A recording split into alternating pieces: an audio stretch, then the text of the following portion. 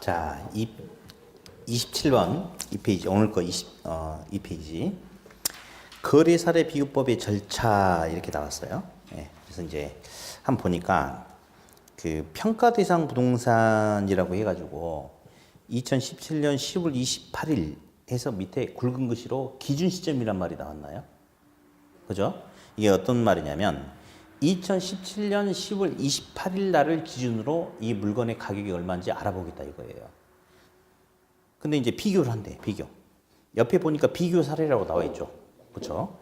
근데 비교하고자 하는 부동산은 2017년 6월 28일 날 거래가 이루어졌나 봐. 그 날짜를 거래 시점이다라고 하는데, 자, 일단 한번 칠판 볼게요. 이제 거래 사례 비교법에서, 자, 요 부동산의 값이 얼마인지 알아보고자 한다. 예. 그러면 이 부동산의 이름을 평가하고자 하는 평가 대상 부동산이다. 라고 이렇게 이야기를 해요. 근데 이 부동산의 가격을 알아보고자 하는 날짜가 2017년 10월 28일이래.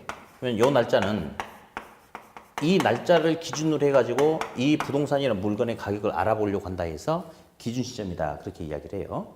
자, 근데 이제 이 방식은 어떤 방식이냐면 이와 유사한 부동산하고 비교해서 알아보는 방식이거든요. 비교. 자, 그러면 이 대상 부동산과 유사한 부동산하고 비교를 해. 비교. 그래서 보니까 마침 여기 유사한 부동산 하나 있나 봐요. 그래서 이 부동산이 예를 들어서 1억이 팔렸다. 근데 비교하고자 하는 이 부동산을 비교 사례 부동산에서 그냥 사례 부동산이라고 그래요. 자, 처음에는 용어를 자꾸 읽어보면 나중에 이제 다 들어오거든요. 자, 다시 한번. 평가하고자 하는 부동산의 이름은 뭐라 한다? 대상 부동산. 비교하고자 하는 부동산을 뭐라 한다? 사례 부동산. 근데 보니까 사례 부동산이 언제 팔렸냐면 2017년 6월 28일 날 팔렸어. 1억에. 그럼 이 날짜는 요 날짜를 기준으로 해가지고 알아본다. 요 날짜에 거래가 이루어졌다 해서 무슨 시점이라고 그러냐? 거래 시점이다 라고 이렇게 일단 불러줍니다. 이렇게. 자, 그러면 이 부동산을 비교를 한대요. 비교를. 그러면 세상에서 100% 완벽하게 일치한 부동산은 존재하지 않겠죠. 분명히 무슨 문제가 있거나 차이가 있을 거예요. 이렇게. 그러면 이 문제 또는 차이가 있다. 이를 올바르게 수정해 준대. 그걸 갖다가 정상화라고 이야기해요. 정상화. 네. 올바르게 수정해가지고 이제 가격을 구했는데 그 가격이 얼마냐면 자, 아까 얘기했듯이 지금 비교하고자 하는 부동산이 얼마에 팔렸어요? 얼마에 팔렸어? 1억에 팔렸죠. 근데 비교했더니 대상 부동산의 가격이 7억이다 이러면 돼, 안 돼? 말 안 되겠지. 자, 유사한 부동산하고 비교를 했어. 어디? 우리 그 책을, 그 프린트물을 보니까 평가 대상 부동산은 초가집이죠. 근데 비교하고자 하는 부동산은 아파트랑 비교하면 돼, 안 돼? 그래서 유사한 뭐하고 비교했어요? 초가집하고 비교를 했단 말이에요. 그런데 세상에서는 100% 완벽하게 똑같은 부동산은 존재하지 않아. 평가 대상 부동산은 초가집인데 담장이 있네? 비교하고자 하는 사례 부동산은 담장이 없죠? 차이가 있네. 다시. 또 두 부동산에 차이가 있는 게 있어. 뭐가 차이가 있어?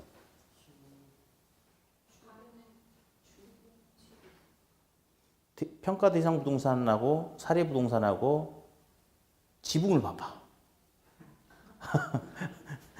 사례 부동산은 지붕에 뭐가 있어요? 박이 있죠? 근데 대상 부동산은 박이 없어. 그러니까 무슨 말하고 싶었냐면 세상에 유사한 부동산은 있는데 100% 완벽하게 똑같은 부동산은 존재하지 않는다. 그 말 하려고 해놓은 거예요. 그래서 이게 예, 보니까 사례 부동산이 1억인데 대상 부동산은 뭐 1억 400만 원 정도 나온다. 이 정도는 우리가 인정해 줄 수 있지 않습니까? 그렇죠? 이 가액의 이름을 비교를 통해서 사례 부동산의 가격에 준해서 비슷하게 나오는 가액에 대해서 비중가액이다라고 이렇게 이야기를 해요. 비중가액. 무슨 가액? 비중가액. 자, 그러면 여기서 몇 개 더 들어볼게요. 그러면 이 가격은 어떻게 나왔냐면요. 사례 부동산이 얼마에 팔렸느냐. 사례 부동산의 거래 사례 가격에다가 자, 뭐 사정 보정치란 것도 있고 시점 수정치란 것도 있고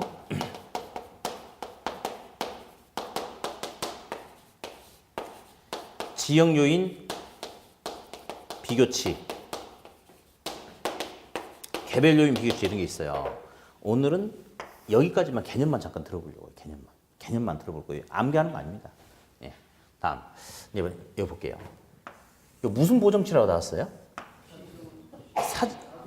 그러니까 곱하기는 순서가 바뀌어도 상관없어요. 일단 1번은 사전 보정치라고 써놨죠. 이게 뭐냐면 어떤 사정이 있어가지고 정상적인 상황이 안 되는 상황이라면 그 사정을 올바르게 잡아주겠다. 예. 뭐 치아 보정한다 이런 말 있잖아요. 올바르게 잡아주겠다 이 말인데, 자, 무슨 말인가 봤더니 7번 볼게요. 사례부동산이 지금 얼마에 팔렸어요? 1억이 팔렸잖아요. 근데 너무 이상해 내가 봤을 때. 왜냐면 아니 내가 아무리 봐도 여기서 33평짜리 아파트가 1억 원이란 건데 내가 봤을 때 좀 안 맞는 것 같아. 근데 중개업소에 전화 한번 해봤어요. 했더니 한 4군데 해봤는데 거의 3억 정도 하거든요. 근데 1억이 팔렸어. 매매 계약서를 봐도 정말 1억이 팔린 거야. 알고 봤더니 할아버지가 손자한테 시세가 3억 정도 하는 부동산을 1억이 팔 수 있어요, 없어요? 어머, 그 집안은 좀 그런가 보다. 아니, 할아버지가 자기 손자한테 3억짜리 1억이 팔 수 없다고 냉정하게 이야기해버리네? 뭐, 집안의 특성에 따라서 좀 다를 수는 있으나, 할아버지가 손자를 사랑하니까 3억짜리를 1억이 팔 수도 있죠. 얼마 싸게 팔았어요? 그럼 할아버지는 손자를 얼마를 사랑해? 2억만큼 사랑하잖아, 2억만큼. 그러니까 3억짜리 2억이 팔았지. 그 집안 말고, 나머지 집안들은. 그럼 보세요. 할아버지가 손자를 너무너무 사랑하니까 3억짜리 1억이 팔 수 있어요. 할아버지가 지나가는 사람 붙잡아 놓고 너 3억짜리 1억이 팔게 이런 소리 하겠어, 안 하겠어? 할아버지가 손자를 사랑했으니까 손자한테만 이렇게 할 수 있겠죠. 그래요. 그러니까 정말 매매계약서에 1억 원이라 써 있을 수 있겠죠. 그러면 이런 사정이 있었다면 할아버지가 손자를 사랑했으니까 이렇게 할 수도 있겠구나. 그럼 만약에 이런 사정이 없고 정상적인 상황에서 팔렸다면 너는 1억 원이 아닌 얼마에 팔렸을 것이다. 3억이 팔렸을 것이다. 이렇게 잡아주는 것을 사정보증치다. 그렇게 이야기를 해요. 사정보증치다. 다음. 여기 보니까 이제 또 무슨 말이냐면 한번 읽어볼까요? 시작. 시점 수정치. 여기서 계산 문제가 좀 여러 번 출제가 되는데 일단 무슨 말이냐면요. 거래가 발생한 시점은 몇 월 달인가요? 6월 달. 근데 가격을 결정하고자 하는 날짜는 몇 월 달이에요? 10월. 그러면 4달 지났잖아요. 4달이 지났는데 시장에서 변화가 없을 수도 있으나 4달 사이에 시장에서 변화가 있을 수도 있죠. 한번 해볼까요? 사례부동산이 6월 달에 1억이 팔렸어요. 근데 4달이 지난 언제 시점에서 기준점에서 이 일대 아파트값 10% 오를 수 있어요?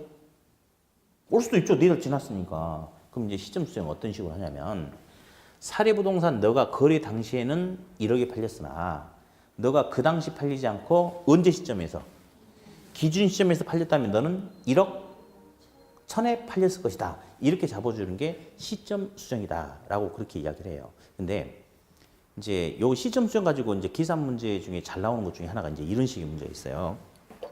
어떤 게 있냐면 자, 볼게요. 아까 우리 이제 원가법에 했던 것도 잠깐 볼게. 이제 막 이렇게 나오네.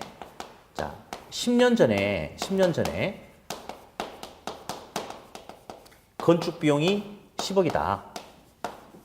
그리고 10년 전에 건축 비용이 10이고 10년 전 건축비 지수가 100인데 기준 시점에서 건축비 그냥 써볼게요. 건축 비용 지수가 135다. 그러면 기준 시점 현재 제2조달원가가 얼마냐 이제 이런 걸 계산 문제로 요구하는데 얼마겠어요? 다시 150에 할게요. 자, 이제 그냥 찍은 거 찍어봐. 그냥 10년 전에 건축비가 10억이었는데 10년 전 그 당시 건축비 지수가 100이고 기준 시점 현재 건축비 지수가 150이래. 그러면 기준 시점 현재 건물 만드는 데 들어가는 제2조달원가는 얼마일까요? 15억이죠? 예, 그래. 이게 계산 문제 이게. 몇 번 나와서 그래. 예. 그러니까 이게 무슨 말인지 아시겠어요? 이게? 100과 150이 무슨 말이야? 시멘트가 몰랐을 거 아니에요. 그러니까 10년 전에 100이었다면 기준 시점에서는 1.5배가 됐다 이 말이죠. 그러니까 그때 당시 건축비가 10억이면 기준 시점에서는 얼마가 된다? 15억이 된다. 그래서 아주 쉬운 계산 문제 이런 것들이 나옵니다. 어디 핸드폰 한번 다 꺼내 볼래요? 꺼내봐. 계산기 없잖아. 계산기 없으니까 한번 꺼내봐요. 핸드폰에 계산기 깔아놨죠? 한번 일단 꺼내봐. 꺼내봐요. 자, 준비해보고 이제 여기서 또 시점 수정 관련해서 계산 문제가 나오는데 전혀 문제가 없어요. 예를 들어서 2년 전에 건축비가 1억 원이었다. 그리고 매년 건축비는 10%씩 상승할 경우에 2년이 지난 기준점 현재 비용이 얼마냐 이런 거 물어보는 게 있는데 그럼 있잖아요. 한번 해보죠. 2년 전에 1억이었대.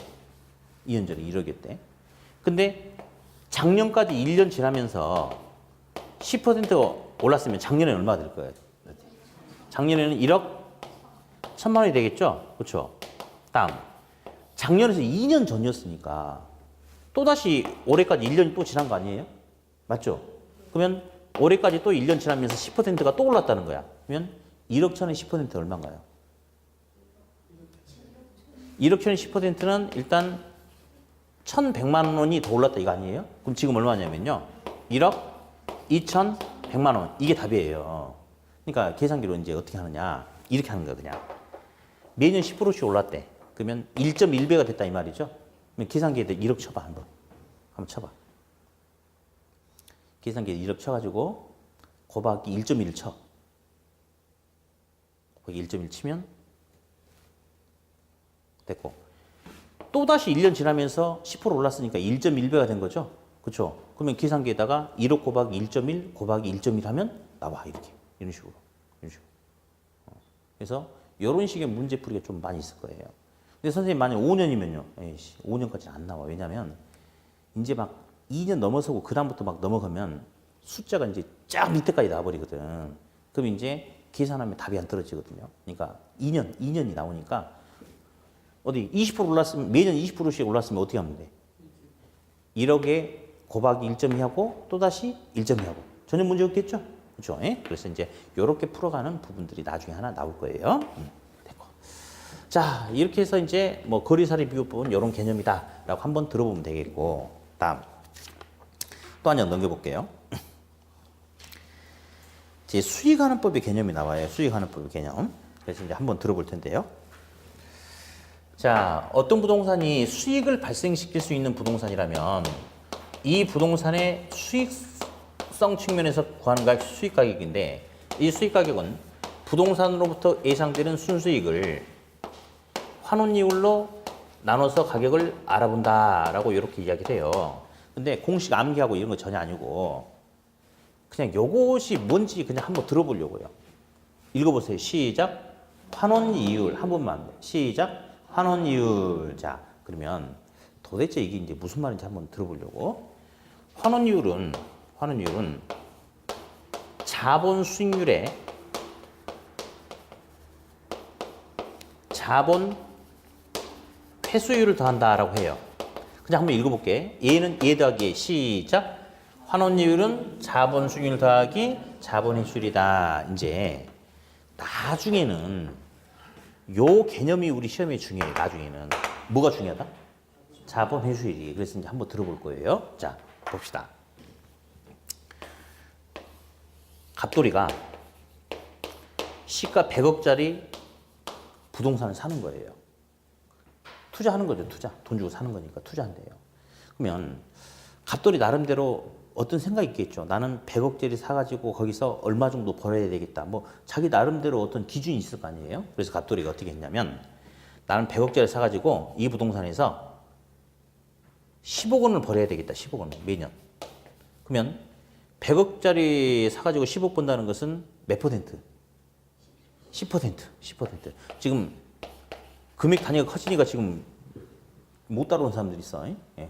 10%죠. 이 10억 10%가 뭐냐면요. 투자 자본에 대해서 투자자가 요구하는 수익률이 바로 요겁니다. 요거. 여기서는 이게 중요하지 않고요. 다음. 근데 이제 문제가 있어요. 1년 동안 여기서 10억, 10% 수익을 발생시키고자 하는데 문제는 건물은 1년 지남에 따라서 훼손돼야 한대. 되죠? 그래서 1년 동안 10억의 수익을 벌고자 하는데 1년 동안 이 부동산에서 1억만큼의 감가상각이 발생할 수도 있나요? 그럴 수 있죠. 그럼 이제 보세요.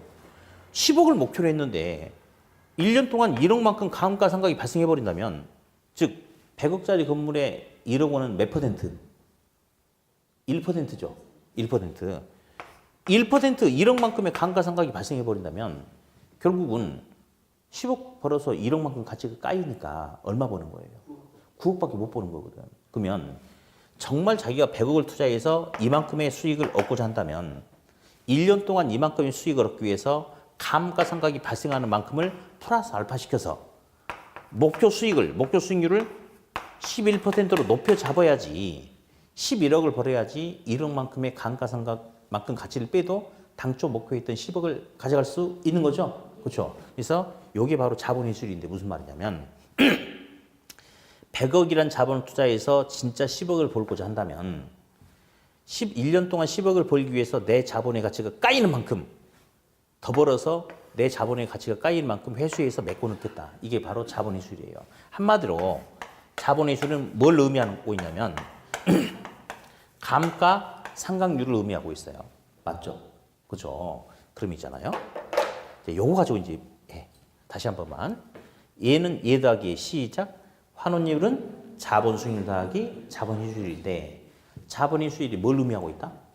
감가상각률을 의미하고 있다. 그러면 부동산은 토지하고 건물이 있어요.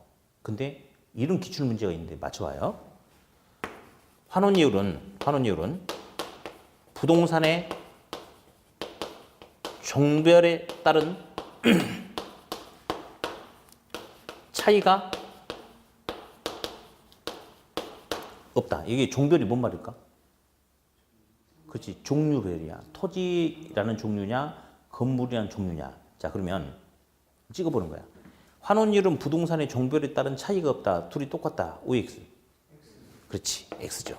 왜 그러냐면요. 건물은 감가상각이 대상이 돼야 안 돼? 되죠. 그 건물은 감가상각률인 자본회수율이 반영이 돼야 돼. 그런데 토지는 감가상각이 되겠어요? 안 되겠어요? 안 되죠. 토지는 이게 없는 거거든. 이렇게. 그래서 나중에 이제 이렇게 써먹을 거예요. 이렇게. 그러니까 지금은 그냥 들어보는 거예요. 들어보는 거. 그러니까 지금은 이런 용어를 정확하게 기억하는 게 아니고 그냥 이런 사례 같은 거 든 거 있죠. 이런 사례를 기억해야 돼. 자, 어디?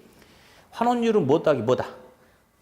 시작. 환원율은 자본수익률 플러스 자본회수율이고 자본회수율은 뭘 의미하고 있다? 감가상각률을 의미하고 있다. 딱 그렇게 딱 마무리해 주면 돼요.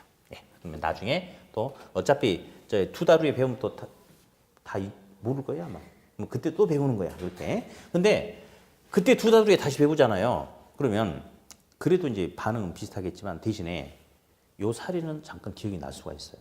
아, 100억 주고 사는데 10억을 벌고자 하는데 1년 동안 그 건물에서 1억만큼 감가상각이 발생해버릴지 모르니까 그만큼 더 벌어놔야 된다. 그래야지 감가상각이 발생하는 만큼 까도 원래 목표했던 10억을 가져갈 수 있다. 이런 사례가 약간 기억이 나. 그러면 그게 공부가 되는 거예요. 그게. 나중에 아니 잠깐만요. 여기서 수업 시간에 질문하시면 안 돼. 왜냐하면 동영상으로 보시는 분들이 있어. 동영상 보신 분들은 자기하고 모르는 대화를 하면 안 되니까 끝나고 오세요. 예, 끝나고. 예. 자, 그 밑에 29번. 직주 분리와 직주 접근 이제 한번 해볼 거예요. 직주가 뭐냐면 직장과 주거지입니다. 그러면 직주 분리라고 하면 직장과 주거지가 뭐 하는 거고? 분리되는 거고. 직주 접근이라면 직장과 주거지가 접근하는 거고. 그게 바로 직주 분리, 직주 접근인데 우리 한번 해볼까요? 직주 분리.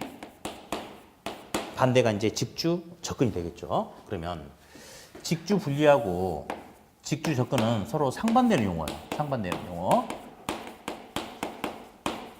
그러면 직주, 직장과 주거지. 예. 아침에 여기 올 때는 아침에 4시 정도에 일어나가지고 준비하고 여기 와요. 끔찍합니다, 정말. 예, 멀리서 와요. 예. 근데 내일 모레 수요일 날은 있잖아요. 아침에 일어나가지고 우리의 유치원 데려다주고 아침 일 다 하고 걸어서 한 7분 정도 가면 또 수업하러 가요. 예. 그러니까 직장과 주거지가 가까이 있으면 되게 좀 편하잖아요. 그러니까 가까이 있으면 시간적 여유도 있고 교통비도 훨씬 조금 들어가고 그럴 텐데 직장과 주거지가 이렇게 떨어져 있다 보니까 교통비용 부담도 크고 이렇게 너무 뭐 이렇게 시간도 많이 뺏기고 힘들고 그렇죠. 예. 그러면 직주 분리라는 용어가 있는데 도대체 왜 직장과 주거지가 분리될까? 그 왜부터 이제 한번 시작을 해봐야 돼. 왜부터? 그러면 어디 한번 이거 그려볼까요? 직주 분리. 도심지에는 직장이 있어요. 도심지에는 뭐가 있다? 항상 우리 시험은 그래. 우리 학교로는 도심지 직장이 있다. 예, 도심지 직장이 있다. 항상 이렇게 하셔야 돼요. 그러면 직장은 도심지에 있는데 주거지가 직주 분리니까 주거지는 도심의 외곽에서 이렇게 형성이 된다 이겁니다. 맞죠? 그러니까 직장과 주거지가 서로 분리되어 있는 거 맞죠? 그렇죠? 그걸 갖다 뭐라 한다? 직주 분리. 자, 그런데 도심은 직장이 있으니까 낮에 사람들이 많아요. 근데 밤에는 사람들이 싹 빠져버려. 그러면 도심 같은 경우는 주간과 야간에 상주하는 인구의 차이가 형격이 달라지죠. 그렇죠? 그걸 갖다가 도심 공동화 현상이다라고 불러줍니다. 무슨 현상이다? 공동화 현상. 다른 말로 우리 그 빵 중에 가운데 구멍이 뚫린 빵이죠. 도너츠. 그러니까 여기는 낮에는 사람이 많은데 밤에 사람이 없으니까 뽕 구멍이 뚫렸대. 그래서 무슨 현상이라고도 불러주냐면 도넛 현상이다라고도 이렇게 불러준다는 거. 그럼 어디? 직주 분리에 의해서 도심지는 도심 공동화 현상이 나타날 수 있다. 어때요? 맞죠? 그죠? 다음. 도대체 왜 직장과 주거지가 분리되는지 그 원인은 이제 한 번씩 볼 텐데요. 그 프린트물 그냥 보시면 돼요. 첫 번째, 도심은 너무너무 집가가 비싼 거야. 집가고. 그래서 도심은 너무 집가가 비싸다 보니까 임대료 부담하기가 너무너무 부담스러워. 그래서 능력 안 되는 사람들은 주거지가 외곽으로 이동할 수 있죠. 그렇죠? 다음. 두 번째, 도심은 너무너무 환경이 안 좋아. 그래서 도심의 환경이 악화되면 주거지가 외곽으로 밀려나갈 수 있겠습니까? 그럴 수 있죠. 그렇죠? 다음 세 번째, 정부의 규제. 정부가 분산 정책을 쓸 수 있어요. 어떤 말이냐면요. 도심은 너무너무 지금 과밀화돼 있어. 지금 혹시 지금 세법은 수업은 한 번 하셨죠? 수도권 과밀 억제 권역에서 뭐 공장이라든지 이런 거 하면 뭐 중과세 한다 이런 소리를 아직 안 배웠겠지. 그렇죠. 어유, 아주 잘했어요. 안 배웠을 거예요 아마. 이제 나중에 배울 텐데 그런 게 있어요. 그러니까 도심지는 너무 이제 사람들이 많다 보니까 이게 건축 허가라든지 기타 어떤 이렇게 약간의 택지 개발 이런 것들을 허가를 안 내줄 수 있겠죠. 그래서 정부는 서울은 너무 꽉 찼으니까 도심 외곽으로 나가라라는 정부의 분산 정책에 의해서 도심지 외곽으로 주거지가 나갈 수도 있는 거예요. 있는 거. 자, 그런데 이제 가볍게 한번 들어볼 용어가 있어요. 스프롤이라는 용어가 있어요. 스프롤. 자, 그러면 정부가 규제하니까 도심지 외곽에 택지 개발, 뭐 동탄 신도시라든지 뭐 이런 데에 개발이 이루어진단 말이에요. 근데 개발이 제대로 안 이루어지는 걸 우리가 흔히 난개발이라고 하죠. 예, 그걸 갖다 스프롤이라고 해요. 스프롤. 뭘 한다? 스프롤. 나중에 기본서에 보면 이렇게 나와요. 스프롤 현상이란 도심지 외곽으로 확산됨에 따라서 무질서, 무계획적, 불규칙적인 확산 현상을 말한다. 이렇게 이야기해. 이거 암기할 필요 없어요. 무질서하게 개발이 되는 게 제대로 된 개발이에요? 난개발이에요? 난개발이죠. 무계획적으로 개발된대. 무슨 개발이야? 예. 또 불규칙적으로 개발된대. 그렇죠. 그러니까 스프롤 이제 혹시 나중에 나오면 한마디로 뭐 난개발이다. 그러면 돼. 나중에 전문 분야인데요. 자, 다음. 네 번째. 근데 항상 직장 어디 있다고 그랬죠? 직장 도심에 있어요. 그럼 주거지가 도심 외곽으로 나갈 수는 있어요. 나갈 수는 있어. 근데 먹고 살아야 될 거 아니에요. 그럼 출퇴근이 가능해야 되지 않나요? 그렇죠. 그러니까 교통이 발달해야지 주거지가 외곽으로 나갈 수 있는 겁니다. 다음 5번 뭐 나왔어요? 도심지 재개발. 어디 써볼까요? 도심지 재개발한대. 그러면 도심지 재개발하면 기존에 노후화된 지역을 뭐 해야 됩니까? 철거하면 거기 살고 있는 사람들이 도심 외곽으로 밀려나갈 수밖에 없죠. 그래서 이런 것들 때문에 직장과 주거지가 분리된다라고 그렇게 이야기합니다. 그러면 어디 직주 분리의 반대, 상반되는 용어가 뭡니까? 직주 접근. 그러면 어떻게 하면 되냐면 공부는 나중에 책에는 요것도 그러니까 요게 그대로 나올 거예요. 기본서에 요 그림이. 그러면 이제 보기는 되게 좋죠. 이렇게 딱 보면. 근데 공부는 있잖아요. 항상 연관성 있게 해주는 게 좋아요. 어떻게 하느냐? 이게 바로 직주 분리 원인이야. 근데 직주 접근은 직주 분리에 상대되는 상반되는 용어야. 그러면 직주 접근의 원인을 일일이 다 머릿속에 집어넣을 필요가 있어요, 없어요? 없죠. 직주 분리 원인을 어떻게 해석해 주면 돼? 반대로 해석을 해주면 되지 않을까요? 그렇죠? 어디 봅시다. 도심의 집가가 너무 비싸가지고 임대료가 비싸서 나갔어. 근데 도심의 집가가 하락해서 임대료 하락하면 다시 주거지가 도심으로 들어갈 수 있죠. 그죠? 다음. 아까 도심 환경이 너무너무 안 좋았어. 그래서 나갔거든요. 근데 도심의 환경이 다시 쾌적화되고 공원도 들어서고 그러면 환경이 좋아지면 주거지가 도심으로 들어갈 수 있죠. 그렇죠? 다음. 정부 아까 규제에서 나갔습니까? 그렇죠? 근데 정부가 다시 유인 정책을 쓰기도 합니다. 왜 그러냐면요. 이제 볼래요? 직장과 주거지가 분리되니까 낮에는 도심에 사람들이 많으니까 질서도 지키고 괜찮아요. 근데 밤이 되면 도심은 행한이 비죠. 술 먹고 돌아다니고 이런 사람만 있지 행 빈단 말이에요. 그러면 여기서 술 먹고 돌아다니는 사람들은 동네 사람들이 있어 없어? 아는 사람들 없죠? 그러면 무질서해지겠죠. 그렇죠? 마음대로 행동해도 누가 모르니까 폭력, 범죄 막 생기겠죠. 그죠? 그러다 보니까 이제 그 막 묻지마 살인 사건도 그렇고 우리 뭐 보면 TV 보다 보면 뭐 새벽에 이렇게 쇠구슬로 막 차 타고 다니면서 유리창 다 깨고 다니고 이런 것도 있고 그러잖아요. 낮에는 그런 짓을 못 해요. 왜? 보는 사람이 많으니까. 근데 밤이 되니까 아는 사람이 없어. 동네 사람도 없어. 그러다 보니까 그런 무질서하고 폭력, 범죄 이런 게 생긴단 말이지. 그래서 정부가 안 되겠다. 다시 주거지가 도심으로 이동할 수 있게끔 뭔가 유인 정책을 쓰는 건데 문제는 도심은 땅값이 싸요, 비싸요? 비싸. 그리고 개발할 수 있는 땅도 별로 없어. 근데 거기다가 단독주택지를 조성한다고 해서 사람들을 많이 도심으로 땡길 수 있나요?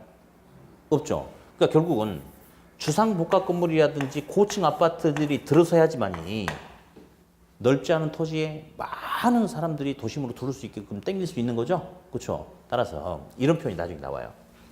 직주 접근의 결과 도심지는 주거 기능을 가진 건물의 고층화 현상이 나타난다. 이런 표현이 나중에 나올 거예요. 나중에 됐고요. 다음. 아까 교통이 발달하니까 나갔잖아요. 주거지가. 근데 교통체증이 심화되고 교통비가 인상되면 날마다 도심으로 출퇴근해야 되는데 도심 외곽에서 왔다 갔다 할 수 있어요? 없어요? 없죠. 그러니까 교통체증이 심화되고 교통비가 인상되면 직장이 있는 도심 근처로 이사갈 수밖에 없다. 직주 접근. 다음. 도심지 재개발하기 위해서 철거했죠. 근데 한 3년 지났다고 그래봐. 도심지 재개발이 완료되면 다시 사람들이 도심으로 들어갈 수 있나요? 그럴 수 있겠죠? 예, 그렇죠. 이렇게. 예, 이런 식으로. 그래서 직주 분리하고 직주 접근에 대한 어떤 개념 정도만 잠깐 들어놓으시면 되는데 한마디 더 합시다. 도심지 재개발할 때 철거했잖아요. 그 당시는 지역의 환경이 구도심 아니었을까요? 그렇죠. 이때는 이 동네 사는 사람들이 중산층 고소득층입니까? 저소득층입니까? 저소득층들이 분명히 살고 있었을 거예요. 근데 3년 후 도심지 재개발이 완료되면 새로운 환경으로 좋은 학교도 들어서고 도로도 빵빵 뚫리고 공원도 생기고 환경이 좋아졌죠? 임대료 싸 비싸? 그러면 여기는 저소득층들이 들어오겠어요? 고소득층으로 바뀌어서 들어오겠어요? 저소득층 들어올 수 있어 없어? 없죠. 그러면 사람이 바뀌어서 돌아요. 바뀌어서. 그래서 이제 나중에 이런 용어가 있거든요.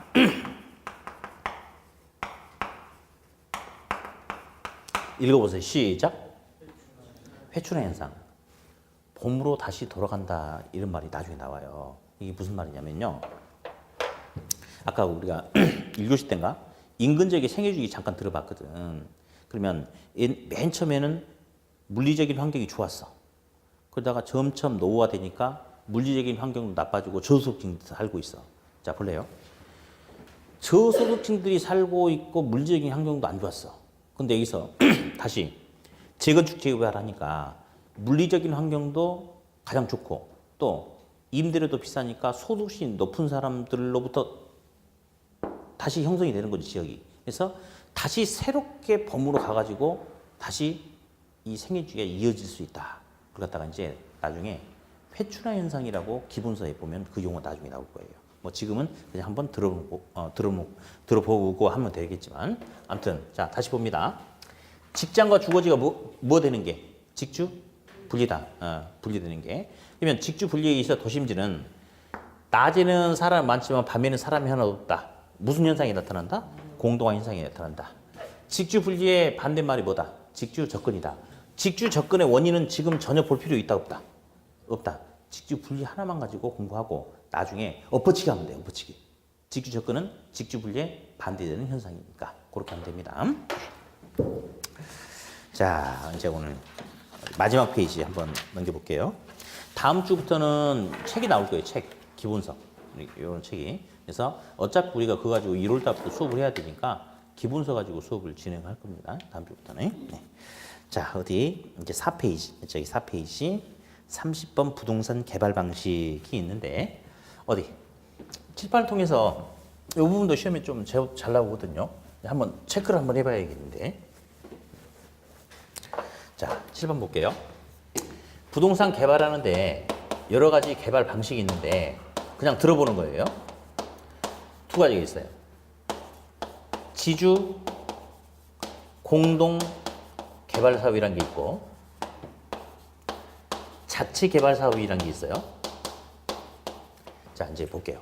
여기 시험이 은근히 하나씩 툭툭 나와서 그냥 개념만 한번 들어보자고요. 지주가 땅 주인이에요. 개발하는 거고. 근데 지주 공동 개발이라는 것은 아마 땅 주인 혼자서 하는 게 아니고 뭐 땅 주인은 땅을 내놓고 뭐 건설사라든지 다른 놈이 뭐 이렇게 기술력과 자본력을 동원한다든지 어쨌든 땅 주인하고 다른 놈하고 같이 하는 게 지주 공동 개발이겠죠. 맞죠? 그렇죠. 다음. 이게 지금 무슨 개발이라고 써놨습니까? 자체 개발은 그냥 토지 소유자가 자기 땅을 가지고 자기 혼자 개발하는 게 자체 개발이에요. 둘 중에 어떤 게 좋은 거예요? 라고 말할 수 없지요. 장단점이 있겠지. 예를 들어서 뭐 수익이 발생하면 지주 공동 개발은 둘이 나눠 가져야 되는데 자체 개발은 토지 소유자 혼자 다 가져갈 수 있죠? 그래요. 근데 시험은 이제 그거보다는 이걸 물어보네. 둘 중에 자체 개발의 경우 개발에서 개발 사업에 수반되는 위험을 분산시킬 수 있는 장점이 있다. OX. 아니죠. 틀렸죠. 자체 개발은 토지 소유자 혼자 한다고 그랬잖아요. 그러니까 혼자 다 먹고 위험도 혼자 다 떠나야 되기 때문에 자체 개발은 위험을 분산할 수 있는 효과가 있다. 이딴 소리 나오면 안 됩니다. 예, 그것만 하나 놔두고 이제 신경 좀 쓰고요. 다음. 우리 1번에 보니까 무슨 개발 나왔어요? 시험 아주 중요하거든요. 그냥 먼저 이렇게 합시다. 신탁은 소유권 이전. 시작. 신탁은 소유권 이전. 한 번만 더. 시작. 신탁은 소유권 이전. 아주 중요합니다. 신탁은 뭐 이전? 소유권 이전. 만약 쉬는 시간에 수업 끝나고 가다가 제가 옆구리 푹 찌르면서 신탁하고 찌르면 아! 하면 시험이 떨어지는 거야. 이제. 어떻게 해야 돼? 네. 신탁하고 찌르면 아! 하면 안 돼요. 바로 소유권 이전해야 돼. 좀 이따 가면서 옆구리 찌를 테니까 신탁하면 소유권 이전 이렇게 해야 돼. 네. 자, 이제 한번 볼게요. 첫 번째 신탁 개발이라는 게 있어요. 신탁 개발. 신탁 개발. 예. 자, 이제 볼게요. 토지 소유자가 있는데 토지 소유자가 이런 토지를 가지고 있어요. 이런 토지를. 예. 이 토지를 가지고 자기가 직접 개발 사업을 하는 것이 아니고 신탁회사한테 신탁사라고 그래. 신탁사. 신탁회사한테 이 토지를 너한테 믿고 맡길 테니까 너가 돈 뭐 개발 사업에 필요한 자금도 조달하고 개발도 하고 분양도 해가지고 그 수익을 나한테 나중에 돌려주라 라고 맡기는 게 신탁이래요. 신탁. 믿고 맡긴대요. 예를 들어서 3년이라는 시간 동안 신탁회사한테 이 개발 사업을 맡기겠대. 그럼 여기서 이 신탁의 대상이 되는 이 토지 있잖아요. 이 토지. 이 토지의 이름을 뭐라 불러주냐면 신탁재산이라고 그래. 뭐라 불러준다? 신탁재산. 여기서 이제 시험에 오답으로 잘 나오는 경우가 있어요. 그러면 결국은 지금 토지 소유자는 신탁회사한테 내가 이 신탁재산 토지를 너한테 맡겨줄 테니까 너가 자금 등을 조달해가지고 개발 사업을 해라 라고 이렇게 맡기는 거거든요. 예, 그러면 토지 소유자는 개발 사업을 맡겼어요? 맡아줬어요? 맡겼죠? 위탁자, 수탁자? 그치, 위탁자라고, 위탁자. 그래서 토지 소유자는 맡겼으니까 위탁자 이렇게 불러줍니다. 반면에 신탁에서는 개발 사업을 맡아줬죠? 뭐라 불러줄 것 같아요? 그렇죠. 수탁자라고 이렇게 해줍니다. 자, 그래서 이제 이 신탁재산을 가지고 개발 사업을 진행을 하는데 문제가 있을 수 있대. 신탁회사가 나 이렇게는 안 맡아주겠대요. 그래서 토지 소유자가 물어봤어요. 왜 안 해준다고 그래? 이유를 말해봐 했더니 신탁회사가 그런 거예요. 내가 자금을 조달해서 개발 사업을 진행하고 있는데 너 개인적인 부채가 있어가지고 그 채권자들이 압류한다라고 달라들어 버리면 어떻게 하냐 이거지. 두 번째, 개발 사업을 진행하고 있는데 너가 죽어버리면 네 아들놈들이 우리 아버지 거 내놔라고 상속의 문제가 생기면 어떻게 하냐 이거지. 그래서 불안하니까 안 해주겠대요. 그럼 어떻게 하면 해주겠냐 했더니 이렇게 해달래. 자, 등기부 갑구 을구란 게 있죠. 소유권과 관련된 게 등기부 갑구인데 보니까 이 토지는 한 7년 전에 매매를 원인으로 해서 갑돌이한테 소유권 이전 등기가 돼 있는 토지에 지금 현재 그래서 이 토지 소유자 갑돌이 명의로 소유권 이전 등기가 돼 있는 상태거든요. 근데 신탁회사가 자 신탁은요 부동산 매매가 나타나는 거 아니에요. 그냥 믿고 맡기는 것 뿐이잖아요. 근데 신탁회사 이렇게 해달래요. 예, 6번 신탁회사 명의로 신탁 등기를 이렇게 해달라고 이렇게 하는 거예요. 신탁 등기. 그래서 소유권이 5번에서 6번은 바뀌었습니까? 맞죠? 바뀌었죠? 그래서 신탁의 가장 큰 특징은 소유권 이전이에요. 그래서 왜 이렇게 해달라고 하느냐. 남들이 보면요. 이거 신탁 등기네? 금방 할 수 있어요. 신탁 등기라고. 남들이 봐도 진짜 소유자는 신탁회사가 아니고 진짜 소유자는 누군지 알고 있다. 갑돌이 다 알고 있습니다. 이건 신탁 등기니까. 신탁 계약 기간이 끝나면 이거 빨간 줄 긋거든요. 사라지는 거예요. 그러면 소유자가 갑돌이거든요. 그래서 누가 보더라도 진짜 소유자는 갑돌인지 알고 있어요. 그러나 신탁 계약 기간이 종료되기 전에는 이제는 6번 신탁회사가 대문을 꽉 지키고 있는 거야. 이렇게. 아무도 들어올 수 없어. 이렇게 지켜버리는 거야. 그래서 갑돌이만 죽어도 상속 등기 안 됩니다. 문을 막고 있잖아, 얘가. 갑돌이 채권자가 압류 안 됩니다. 문을 딱 막아버리니까. 그러면 신탁회사는 신탁 계약 기간 중에는 그 어떠한 제3의 권리도 뚫고 들어올 수 있다, 없다? 없다. 그러면 신탁회사 입장에서는 안전한 상태로 만들어놨습니까? 그렇죠. 그것 때문에 하는 거야. 일단 따르세요. 신탁은 소유권 이전 시작. 신탁은 소유권 이전. 자, 신탁에서는 신탁 재산의 안전성을 확보하기 위해서 형식적인 뭐가 나타난다? 소유권 이전이 나타난다. 이게 가장 중요한 특징이에요. 그러면 신탁 개발의 경우 개발 사업에 필요한 자금 조달은 위탁자 갈까 수탁자 갈까? 그렇죠. 이제 토지 소유자는 있잖아요. 껍데기. 은행 가도 토지 소유자 위탁자 이름으로 대출 나오겠어 안 나오겠어? 안 나와. 등기부상의 소유자 누구죠? 그래. 대출도 얘 이름 못 빼. 얘로 빼. 그러면 얘가 자금 조달도 하겠죠? 신탁 개발 기간 중에 나타날 수 있는 각종 대인 대물 사고에 대한 책임은 누가 질 것 같아? 신탁회사 명의로 소유권 이전돼 있죠? 그러니까 신탁회사가 책임지는 거야.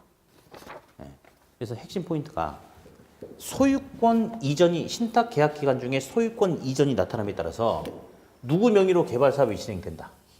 신탁회사 명의로 개발 사업이 진행된다. 이것이 우리 시험에서 가장 강조하는 측면입니다. 다음. 나중에 기본소유 이런 말이 나와.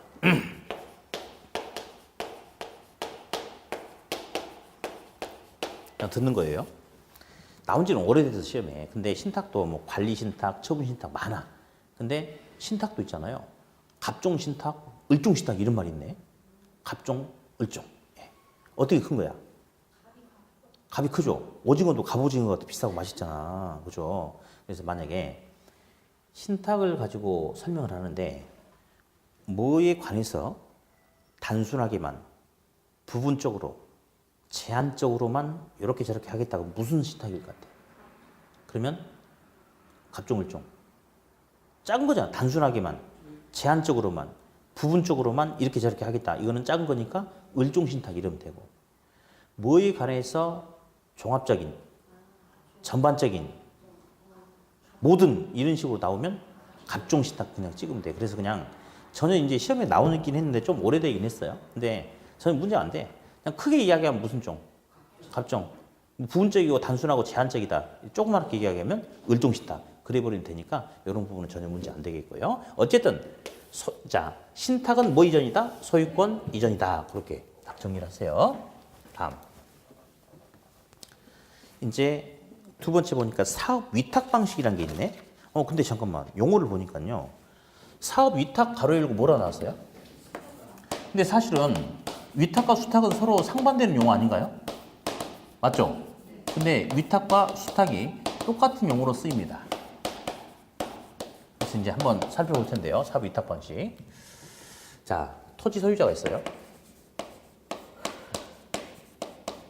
토지 소유자가 있는데 이 토지를 가지고 개발 사업을 해야 돼. 개발 사업을 해야 되는데 토지 소유자가 직접 개발 사업을 하지 않고 건설사에게 야, 돈 줄 테니까 개발해 라고 돈 주고 일을 시키겠대. 돈 주고 일 시키겠대. 잠깐만. 아까 그 신탁 개발도 토지 소유자가 자기 토지를 자기가 직접 개발하지 않고 신탁회사한테 개발을 맡겼잖아요. 여기도 토지 소유자가 자기가 직접 하지 않고 개발을 맡겼네? 일단 거기까지는 약간 좀 비슷하죠. 그죠? 자, 그럼 여기서 토지 소유자는 맡겼어, 개발을. 그러니까 무슨 자? 위탁자. 다음, 건설회사는 돈 받기로 하고 개발 사업을 맡아줬잖아요. 이제 무슨 자? 얘는 수탁자라고 이렇게 이야기를 해요. 이렇게. 자, 그러면 이제 용어 정리 좀 할게요. 개발사업 위탁 방식이란 말과 수탁 방식이란 말은 상반되는 용어야. 근데 누구 관점에서 보냐에 따라서 용어를 달리한대요. 먼저 토지 소유자 입장에서는 개발을 맡겼습니까? 맞죠? 그러니까 위탁 방식이다라고 표현해도 되겠죠. 근데 건설사 입장에서는 개발을 맡아줬잖아요. 그러니까 수탁 방식이라고 표현해도 되겠죠. 그래서 위탁 방식이라고 나오든지 수탁 방식이라고 나오든지 둘은 동일한 용어다라고 잠깐 한번 들어보시고 다음 이제 그러면 얘는 말이죠. 아까 돈 주고 일 시키고 돈 받고 일해 준다 뭐 이런 개념이었거든요. 맞죠? 그러면 개발 사업 명의는 누구 명의로 이루어지겠어요? 둘 중에 누구? 그렇지. 얘는 자기 명의로 하고 건설사는 얘한테 돈 받고 일해 줄 뿐이야. 그러니까 개발사업의 명의는 누구 명의로? 토지 소유자 명의로 합니다. 자, 여기서 요 두 놈 가지고 시험이 제법 나와요. 비슷한 거 있죠? 신탁하고 수탁 방식하고. 비슷한 것은 토지 소유자가 직접 개발 사업을 하지 않고 상대방에게 개발을 맡기는 겁니다. 맞죠? 큰 차이점이 뭐지? 큰 차이점은 얘도 나중에 돈 받긴 받지. 그치.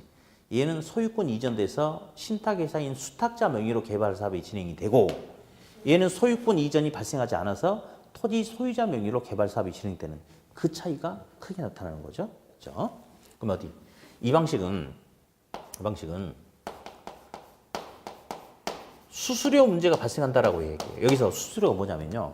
내가 이제 만약에 건설사한테 야, 이 공사에 내 10억 줄게 라고 한 거야. 공사비로. 그러면 그 10억 원이 바로 공사 비용이잖아요.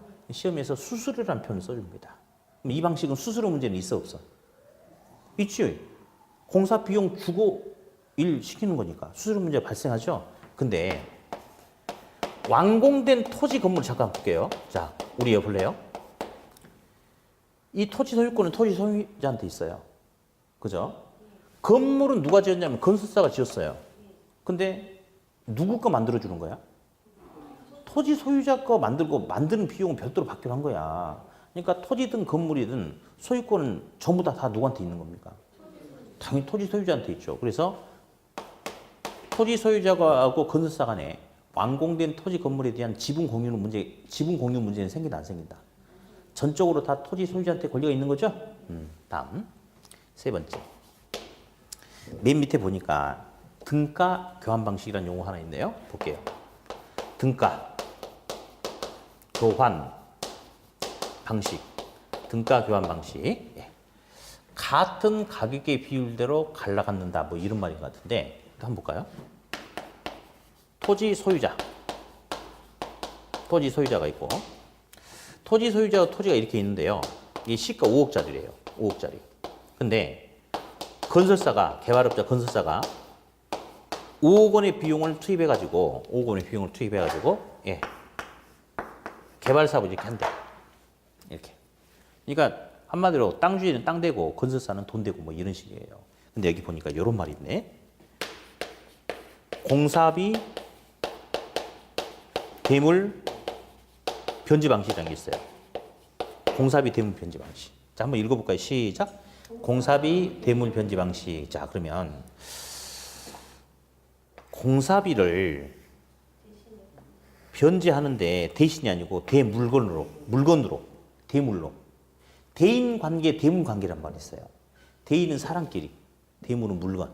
그러니까 공사비를 현금으로 주는 게 아니고 물건으로 정산하겠대. 그걸 갖다가 공사비 대물 변제 방식이다라고 하는데 그러면 어디 사업 수탁 방식은 지금 수수료 문제는 생기고 지분 공유 문제는 안 생겼지 않습니까? 근데 얘는 있잖아요.